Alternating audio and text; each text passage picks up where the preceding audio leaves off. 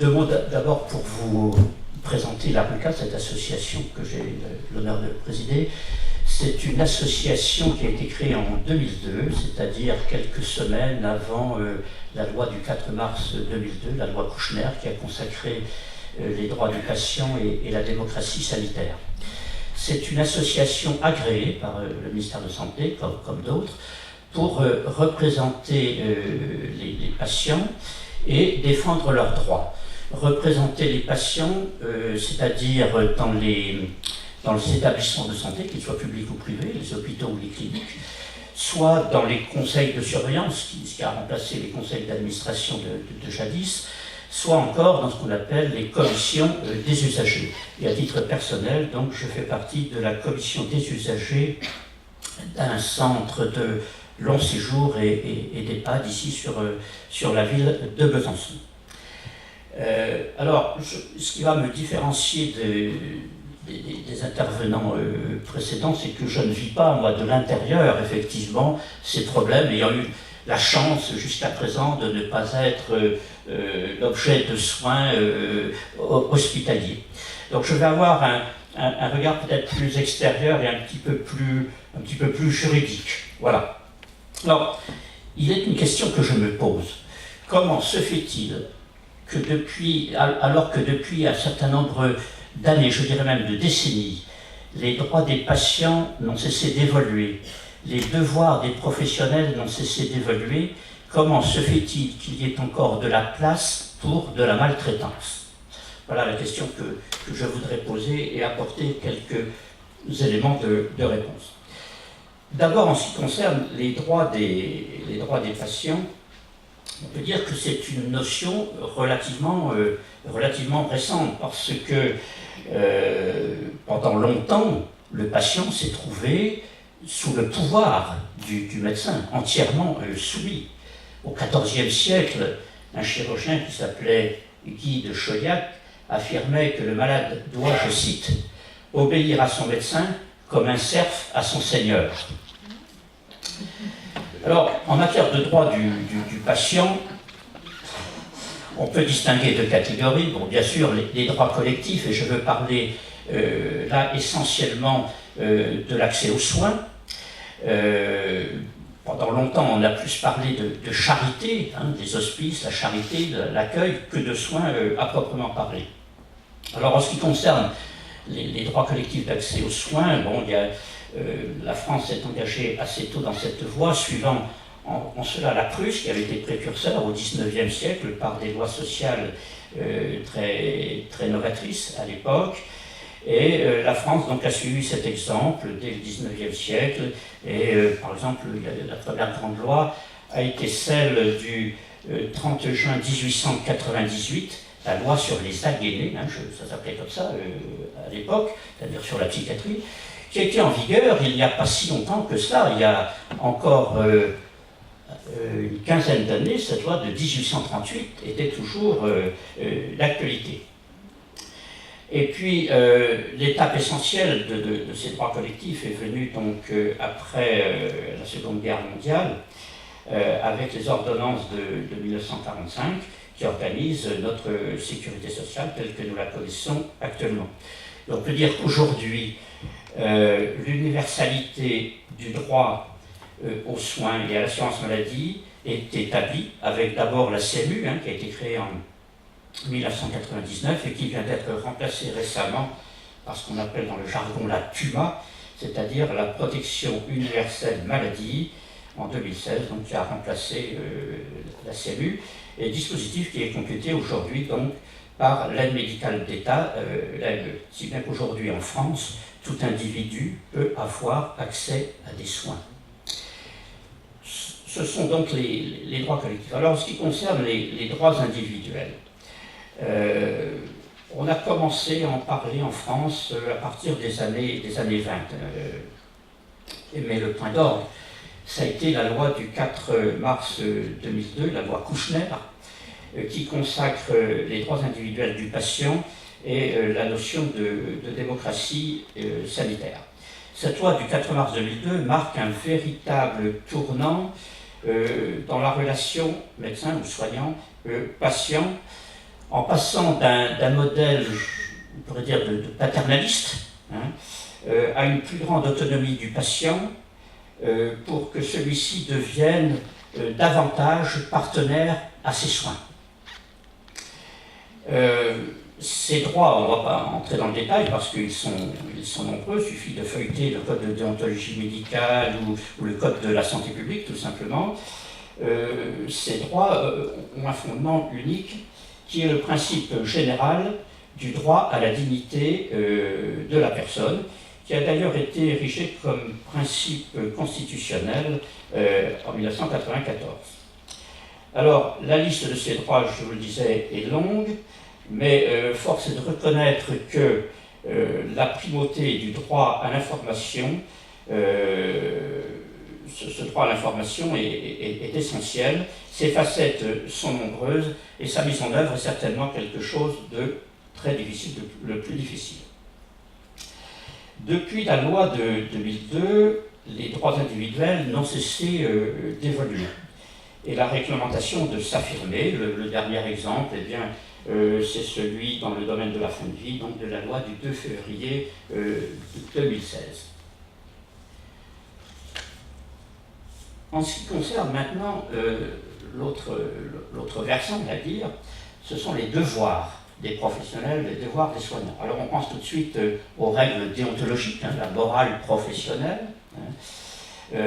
La nécessité d'une morale médicale est aussi vieille que la médecine elle-même, puisque dès le IVe siècle avant Jésus-Christ, Hippocrate avait déjà fixé les fondements ou les devoirs fondamentaux du médecin, la probité, le dévouement, le respect de la vie. Mais pendant longtemps, les médecins, je le disais tout à l'heure, bénéficiaient d'un véritable pouvoir sur le patient. D'autant plus grand ce pouvoir que la médecine était encore assez balbutiement. Plus la médecine était ignorante, j'allais dire, plus le pouvoir du médecin était grand. Et ce sont bien sûr les règles, les progrès de la médecine et même l'évolution de la jurisprudence qui viendront poser les premières limites du droit souverain du médecin. Et tous ces devoirs vont apparaître dans la réglementation. Alors on pense bien sûr au code de déontologie. Le premier code qui a été publié, c'est le code de déontologie médicale qui date de 1947. Et aujourd'hui, au-delà de ce code de déontologie médicale, eh bien, toutes les professions paramédicales, enfin 8 professions paramédicales, disposent aujourd'hui de codes de déontologie. Il n'en est que 3, je crois, qui n'en ont pas encore, que sont les orthophonistes, les orthoptistes et les infirmiers. Mais si elles n'ont pas de code de théologie...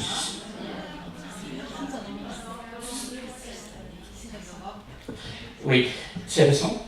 Oui. Mais en tout cas, s'il n'y a pas de code de déontologie, il y a des règles professionnelles qui sont fixées par décret et par conséquent, le résultat est le même. Bon, ces codes de déontologie, vous le savez, sont issus des professions, mais elles ont valeur réglementaire puisqu'ils sont inclus dans le code de la santé publique. Vous les trouverez tous ces codes dans le code de la santé publique. La loi de 2002 avait même prévu un ordre professionnel qui regrouperait l'ensemble des professions de santé avec la mission d'établir un code de déontologie qui aurait été unique. Mais bon, les singularités, les rivalités professionnelles ont eu raison de cette bonne intention. Alors, au-delà de toutes ces règles issues des codes de déontologie, il y en a une foule d'autres. Je ne vous parlerai pas des chartes, charte du patient hospitalisé, la charte de l'enfant, la charte de la personne âgée, la charte de ceci, les référentiels de toutes sortes, les procédures, les guides de bonne pratique élaborés par les sociétés savantes, les conférences de consensus, et je ferai un petit focus sur les référentiels de la Haute Autorité de Santé, de la HAS. Vous savez que les établissements publics de santé sont soumis tous les 4 ans à une procédure de certification et qui se fait donc sur la base d'un référentiel. Et dans ce référentiel, il y a une référence qui est consacrée exclusivement à la maltraitance et aux droits du patient. Et il y a même un critère encore plus fin qui lui est consacré à la prévention de la maltraitance et à la promotion de la bientraitance. Maintenant, on parle plus de promotion de la bientraitance que de lutte contre la maltraitance, hein, une autre vision.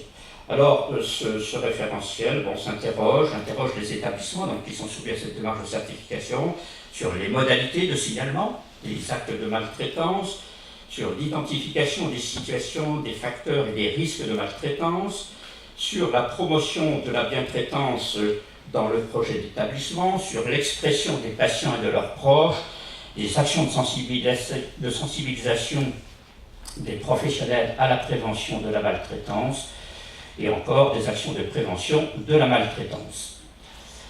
Et les dernières versions de la procédure de certification, avec des outils tels que ce qu'on appelle le patient traceur ou l'évaluation par processus, eh bien, sont des outils intéressants pour détecter les risques de maltraitance et favoriser la bientraitance. Alors voici pour les droits des patients, voici pour les devoirs des professionnels, mais est-ce que cela reste lettre morte et comment sont-ils respectés? Eh bien, il faut dire qu'aujourd'hui, les pouvoirs publics, les professionnels eux-mêmes, bien sûr, j'aurais dû commencer par là, voire les juges, s'intéressent fortement au respect de ces droits et de ces devoirs. Je donnerai deux exemples. En ce qui concerne la démarche interne dans les établissements de santé. Eh bien, vous savez qu'aujourd'hui, il est inscrit dans le Code de la santé publique, pour chaque établissement de santé, l'obligation de conduire une démarche éthique. Je cite, ils, c'est-à-dire les établissements de santé, mènent en leur sein une réflexion sur l'éthique liée à l'accueil et à la prise en charge médicale. C'est une obligation. Deuxième exemple, dont on parle de plus en plus, c'est le recours de plus en plus fréquent à la décision collégiale, notamment lorsque la personne soignée, bien sûr, est dans l'incapacité d'exprimer sa volonté. Cette obligation a été consacrée par la loi du 2 février 2016 en ce qui concerne la fin de vie, mais on la trouve également, cette obligation, dans d'autres domaines, comme par exemple en cancérologie, avec le développement de ce qu'on appelle les RCP, les réunions de concertation pluridisciplinaire, qui sont une sorte de décision collégiale. Tout ça, ce sont des démarches internes aux établissements, mais il existe aussi maintenant des contrôles externes. Vous savez que les ARS, les agences régionales de la santé, disposent d'un corps d'inspection.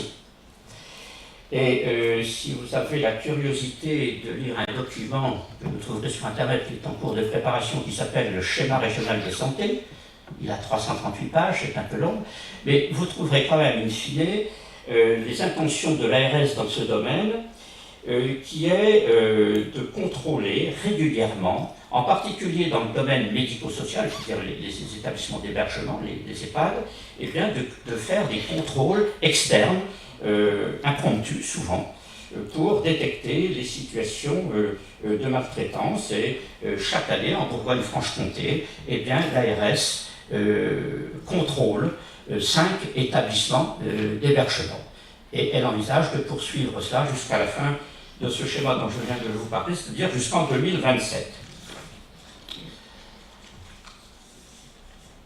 Alors, comment, après ce que je viens de dire, alors que les droits des patients sont nombreux, précis, inscrits dans la loi, inscrits dans le règlement, comment, avec des devoirs professionnels de plus en plus contraignants, des règles professionnelles abondantes et qui peuvent parfois se substituer ou en tout cas contrarier la libre décision du médecin lui-même face à une pathologie, il doit suivre une certaine procédure, selon les règles de la profession, avec des contrôles judiciaires et administratifs de plus en plus rigoureux, avec des patients de plus en plus exigeants et décomplexés, je dirais, qui n'hésitent pas à contredire, à contester, à remettre en cause le pouvoir médical et même à saisir parfois le juge.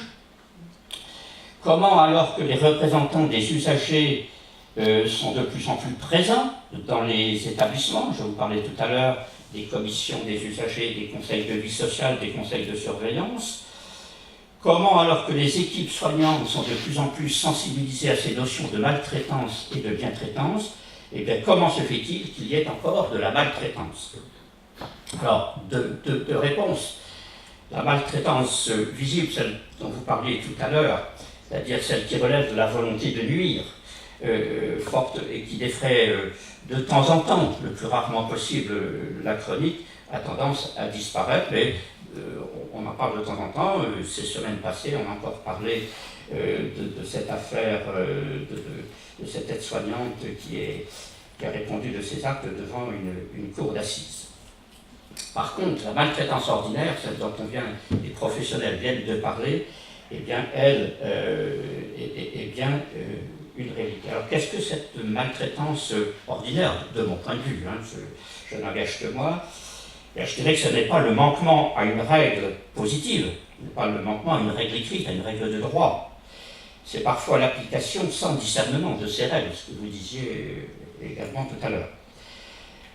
Cela ne signifie pas qu'il n'y a pas assez de règles, qu'on soit bien clair là-dessus, et parfois, je dirais même qu'il y en a un peu trop. Il y a parfois des règles qui se mêlent de ce qui ne devrait pas relever du domaine de la règle. Quand on écrit dans le Code de la santé publique qu'un soignant doit s'attacher à soulager la douleur, c'est un peu étonnant qu'on soit obligé de l'inscrire c'est un décret, le Code de la santé publique, il y a une partie législative, un décret. Donc c'est quand même étonnant, alors que ça devrait relever de l'éthique professionnelle du soignant. Donc cela prouve que les règles ont bien sûr leurs limites, et que tout dans le rapport soignant-soigné ne peut pas faire l'objet de règles, fort heureusement. Cette maltraitance, je dirais aussi que c'est une perception de la part du patient ou de la personne hébergée ou de ses proches, les proches, le degré de maltraitance pour un même acte pouvant varier d'un individu à l'autre. Je dirais in fine que c'est le manquement à l'obligation de respecter la dignité de l'individu. En résumé, c'est un manque d'humanité dans le soin, un défaut de supplément d'âme, je dirais. Mais je voudrais poser, je suis un peu long, une dernière question, puisqu'on parle de maltraitance dans le domaine de la santé.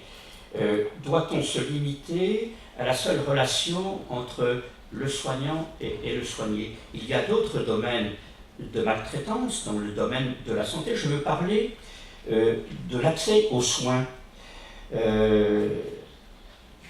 N'est-il pas, n'est-ce pas de la maltraitance en matière de santé que de devoir attendre plus d'1 an pour obtenir un rendez-vous chez un ophtalmologiste?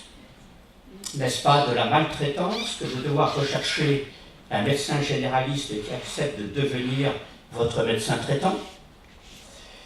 N'est-ce pas de la maltraitance que de devoir renoncer à des soins en raison de leur coût?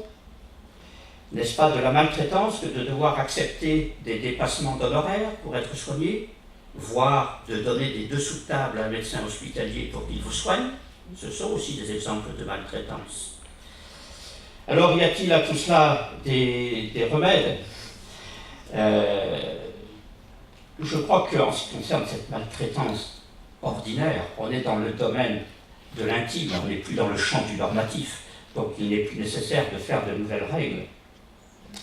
Mais je crois qu'au contraire, il faut continuer à améliorer la prise de conscience et à favoriser l'évolution des individus et des professionnels dans ce sens. C'est l'objet d'un débat comme celui de ce soir, hein, c'est de sensibiliser à la fois les citoyens et les professionnels à ces problèmes de maltraitance ordinaire. Voilà, j'en ai terminé, excusez-moi d'avoir été un peu long.